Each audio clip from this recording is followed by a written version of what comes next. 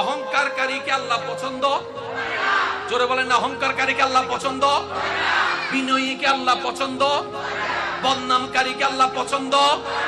আরেক জোরে বলেন বদনামকারী গীবতকারীকে আল্লাহ পছন্দ, অন্যের দোষ গোপনকারীকে আল্লাহ পছন্দ, আরো জোরে বলেন যে অন্যকে ক্ষমা করে আল্লাহ তাকে, আরো জোরে, যে অন্যকে ক্ষমা করে আল্লাহ তারে,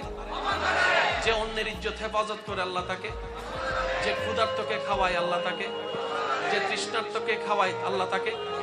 যে মা বাবার সাথে সুন্দর ব্যবহার করে আল্লাহ তাকে, আরেকটু জোরে, যে বড়দেরকে সম্মান করে ছোটদেরকে স্নেহ করে আল্লাহ তাকে, আরেকটু জোরে বলেন না, যে স্ত্রীর হক আদায় করে স্বামীর হক আদায় করে আল্লাহ তাকে অপছন্দ করে, অপছন্দ করে, আরেকটু জোরে বলেন না, পছন্দ করে। তা আমাদেরকে কার পছন্দের হতে হবে?